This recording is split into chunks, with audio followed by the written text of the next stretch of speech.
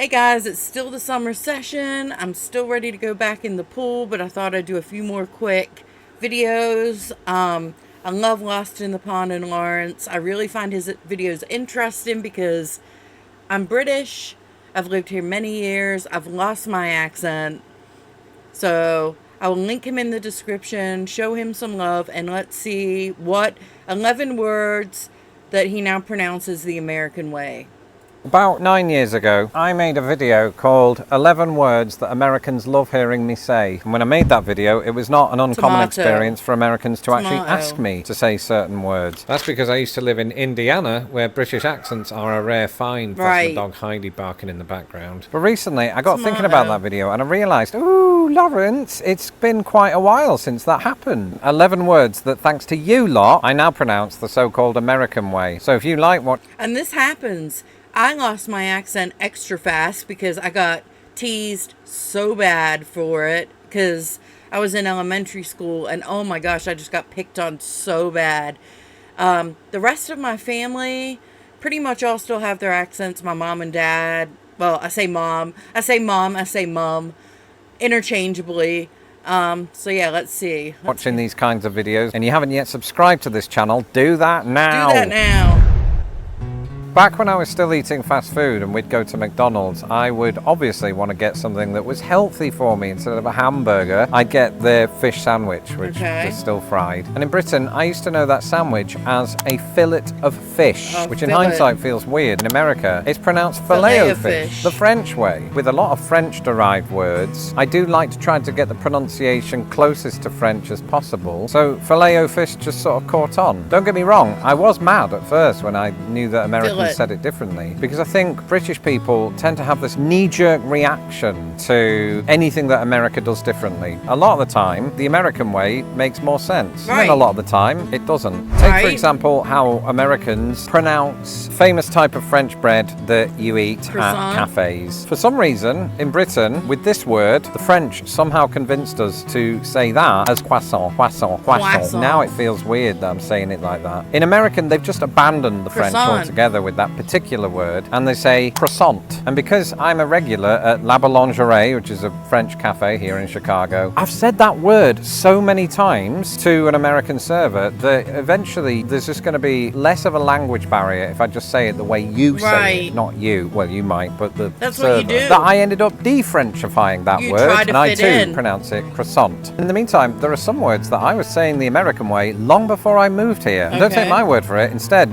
here's Lawrence sitting over there for variation. Thanks. And give me back my coffee cup. There are certain military words that have different pronunciations, military being one of those, but we'll get to that in a bit. But one of the famous differences between British and American English is how we pronounce this really French word. In America, it's lieutenant. And you're probably thinking, oh, I bet the Brits say lieutenant. Or something very French. No, we say lieutenant for reasons that I can't be bothered to look up. But I've never said it that way, and I imagine that the influence of American movies, which often features the US military, probably indoctrinated me from an early age. And now that I've just said it out loud, I've just realised lieutenant sounds like the tenant of a toilet. Now, of sports, there is one word that always used to stick out to me as being either a British pronunciation or an American pronunciation, and that word is semi, as in S-E-M-I. And if you're American, you might be thinking, Lawrence, you just pronounced it in a way that was un-American. How dare you? Get out of this country. Well, shh, there is a caveat to this. I say semi if I'm watching the World Cup and I'm talking about the semi-finals, but I say semi if I'm talking about the truck. It sounds better. It should sound American because those kinds of trucks, to me, they're synonymous with America. I don't really have any logic behind that, except that language is weird and everybody else is wrong. And I used to think that Americans were very, very, very, very, very wrong on this one. And that's the pronunciation of the country in South America that's long and thin and has a lot of seismic activity. And that country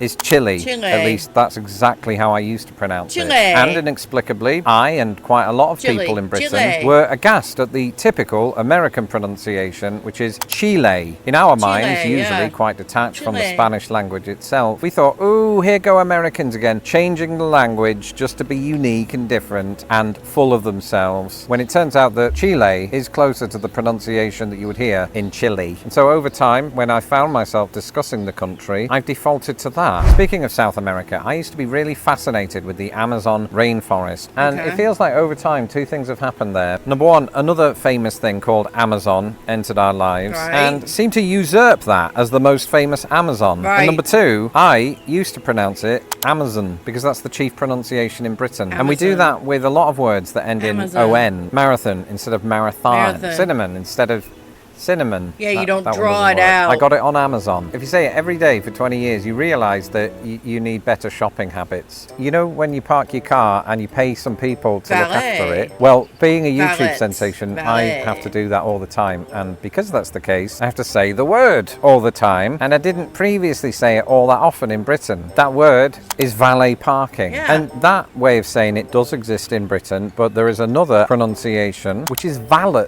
When I hear that, it makes me feel like we snuck that word into the English language when the French weren't looking. Both countries are consistently inconsistent when it comes to how they pronounce French words. Anyway, enough of me. Back to Lawrence. Thanks. My wife and I like to talk about art because we're really cool and intellectual. And one name that comes up all the time is a certain Dutch impressionist by the name of Vincent van Gogh. And that's not his actual name. That's just a middle ground way of saying it that I've just made up because British and American people pronounce this very differently.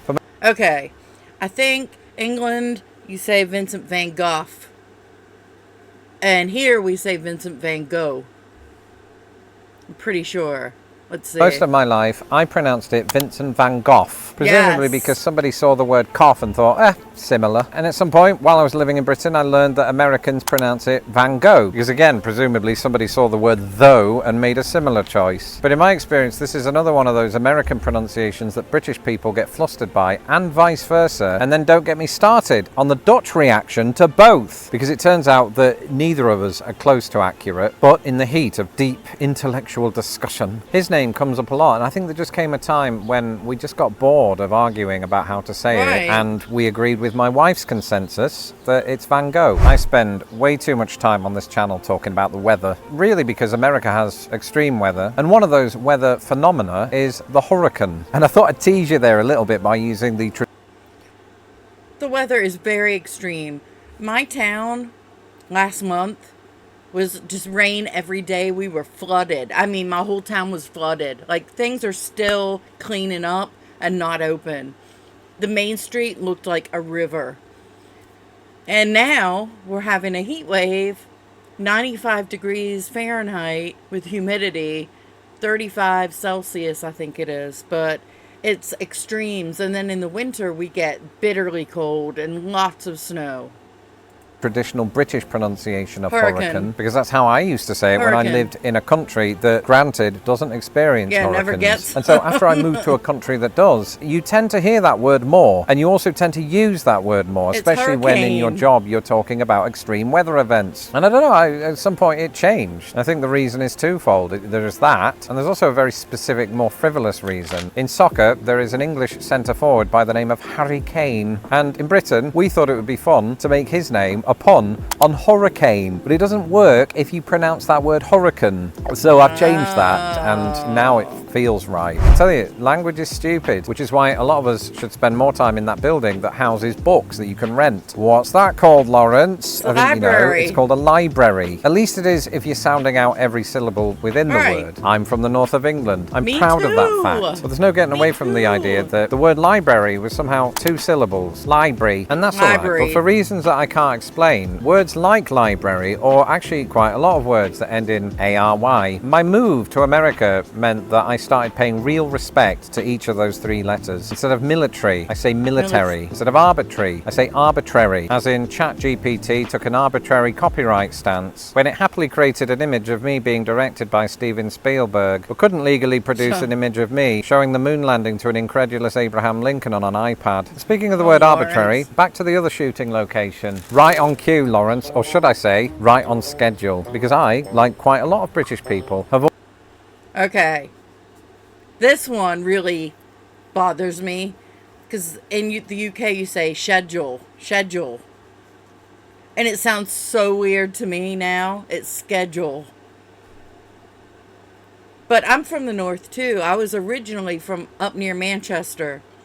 So, way to go, Lawrence. I've always pronounced that word schedule with a k. And why are you going to such great pains to point this out, Lawrence? Because I believe that there's a misconception among Americans that British people only ever say schedule. Some people say schedule, some people say schedule. I made a decision, perhaps very early on in my life, that I was going to say schedule because I just think it made more sense. Why did it make more sense? Because in English, most words that begin SCH are pronounced sk, usually not as high-pitched as that. Think of school, scholar, scholastic. These are all words that came from Latin, just like schedule, and in the English language, the exception to this are words like Schadenfreude that came from German. So I think it's incumbent upon us to differentiate between the origins of words in how we pronounce them, unless we just can't be bothered, which is sometimes the case. All right, I really enjoyed that.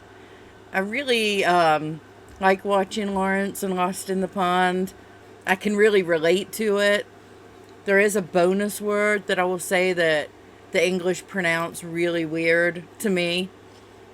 And if you've watched Austin Powers, you'll know, is the word condom. Yeah, that's like my little bonus. Like, I can't stand it because they say condom. A condom. So, yeah. Thanks, Lawrence and Lost in the Pond. I love that. If you could hit the like and subscribe, it would really help me out. It would mean so much to me. I would truly appreciate it. Follow me to the next one, and I'll see you in a minute. Peace.